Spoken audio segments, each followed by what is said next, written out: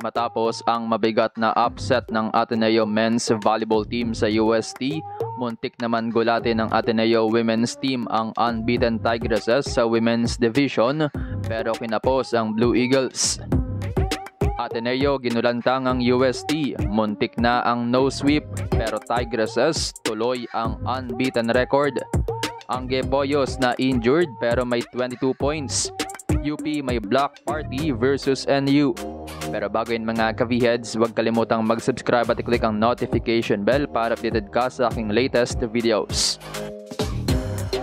No sweep na, naging no reverse sweep pa.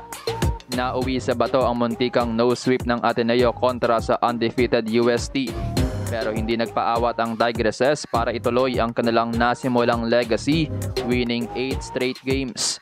Hinarang nila ang third big win sana ng Blue Eagles in 5 sets, 25-15, 27-25, 23-25, 26-28 at 15-13. Hindi katangkara ng parehong teams pero gumawa agad ng block party ang UST na naging edge ng Tigresses sa set 1 habang mas naging active din sila sa opensa.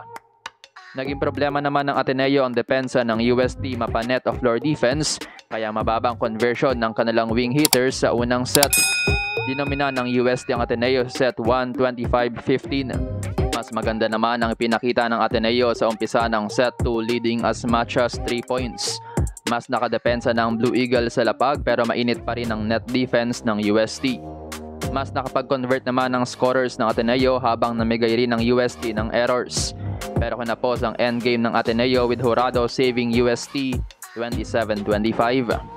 Hot start naman ng UST sa third set pero maagang binura ng Ateneo ang 5-1 lead ng Uste. Malaking factor sa more active Blue Eagles ang redemption ni Lian de Guzman.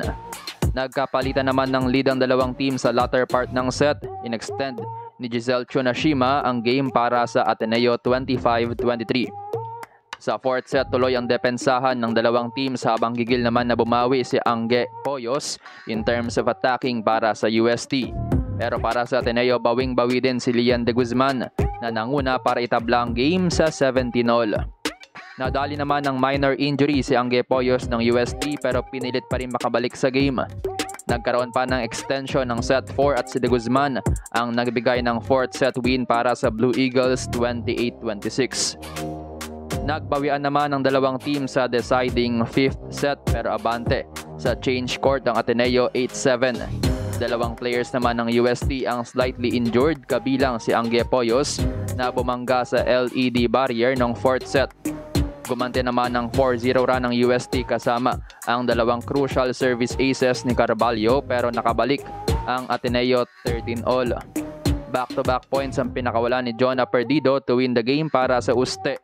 15-13.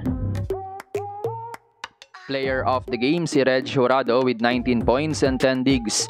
Top scorer naman si Angge Poyos with 22 points. May 17 points naman si Perdido at 10 points si Carvalho.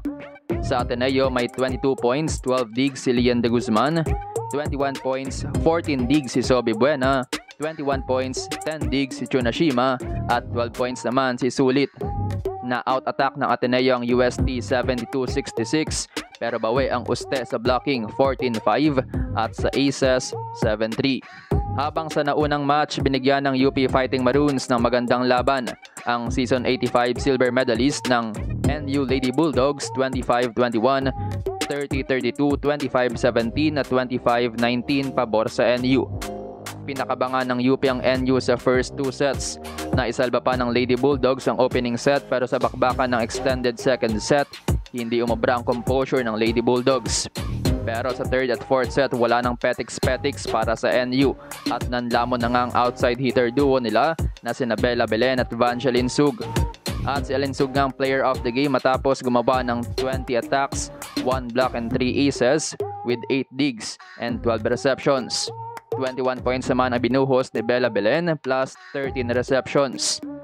Sa UP may 17 points si Steph Bostrillo, 10 points si Nika Salis at pinaka-surprising number naman ay kay Pling Baklay scoring only 11 points pero siyam dito ay galing sa blocks. Muntik gumawa ng UAAP blocking record. Dinomina ng NU ang attack 71-40 pero nakabawi ang blocking ng UP 15-7. May 7 aces din ng NU pero malaking hatak para sa UP ang 31 errors ng NU. Dominado rin ng Lady Bulldogs ang non-scoring departments. Sa standings, mananatili sa number 1 spot ang UST with 8-0 record. Number 3 pa rin naman ang NU with 6-2. May 2 wins, 6 losses naman ang Ateneo at last ranked team naman ang UP with 1 win and 7 losses. Nagpahayag naman ng pagka-proud ang former Lady Eagle at phenom na si Eliza Valdez matapos pakabahin ng rookie-laden team ng Ateneo ang undefeated UST. Sa Sabado maghaharap ang Adamson at UE 2 PM habang 4 PM naman ang Lasal versus FEU.